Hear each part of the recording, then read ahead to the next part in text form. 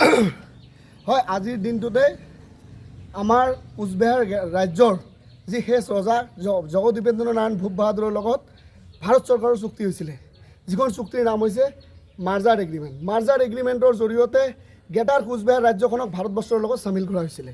আৰু এই মাৰ্জাৰ এগ্ৰিমেণ্টতেই কিছুমান চৰ্ত আছিলে। তাৰে মূল চৰ্ত হৈছে চি কেটাগৰী ষ্টেট, মানে এই ৰাজ্যখন গ্ৰেটাৰ কোচবিহাৰ ৰাজ্যখন ভাৰতৰ লগত চামিল হোৱাৰ পিছত এই কোচবিহাৰ ৰাজ্যখনক কোচবিহাৰ নামাংকিতৰে এখন চি কেটাগৰী ৰাজ্য গঠন কৰিব। কিন্তু পৰৱৰ্তী সময়ত ৰাজনৈতিকভাৱে তাকে নকৰি কোচবিহাৰ ৰাজ্যখনক এটা জিলালৈ পৰিণত কৰিলে। গতিকে এটাকৈ দুখজনক কথা, আৰু ইয়াক সঁচাকৈ আমাক যিদৰে লাঞ্ছিত বঞ্চিত কৰি আমাৰ ৰাজ্যখনক তছনছ কৰি দিছে, যাৰ বাবে আক্ৰাসুৱে 1990 চনৰ পৰা আজিৰ দিনটোক 28 আগষ্টক প্ৰতাৰণা দিৱস হিচাপে পালন কৰি আহিছে। আৰু বিশেষকৈ আপোনালোকে জানে, যি সময় চৰ্দাৰ বল্লভভাই পেটেল আৰু ভাৰত চৰকাৰৰ লগত চুক্তি হৈছিলে, আপোনালোকে জানে যে ভাৰত স্বাধীন হৈছিলে 1947 চনত। 47 চনত ভাৰত হোৱাৰ পিছতো 2টা বছৰ আমাৰ স্বাধীন ৰাষ্ট্ৰ আছিলে গ্ৰেটাৰ কোচবিহাৰ ৰাজ্য।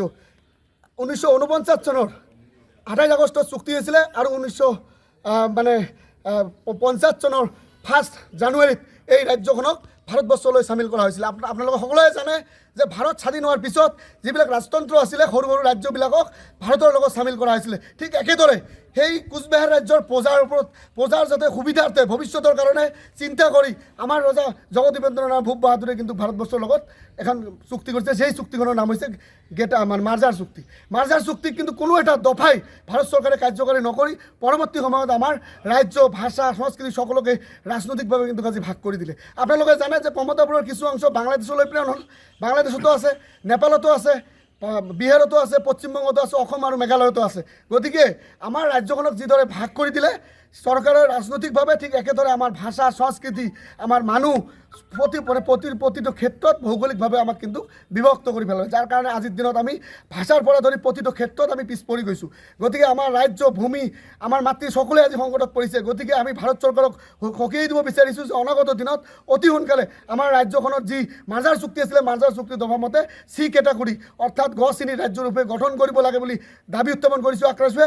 অন্যথাই কিন্তু ভৱিষ্যত দিনত কিন্তু আমাৰ আন্দোলন তীব্ৰ গণতান্ত্ৰিকভাৱে আমি জংগী আন্দোলন কৰিবলৈ বাধ্য হ'ম। এই কথাটো আপোনালোকৰ জৰিয়তে ভাৰত চৰকাৰ তথা অসম চৰকাৰক সকীয়াই দিছোঁ। আজি প্ৰতাৰণা দিৱস আপোনালোকে পালন কৰিলে, ক'ত পতাকা উত্তোলন কৰিলে? হয়, আজি আপোনালোকে জানে প্ৰতি বছৰৰ দৰে যি 28 আগষ্টত আক্ৰাসুৱে প্ৰতাৰণা দিৱস পালন কৰি আহিছে।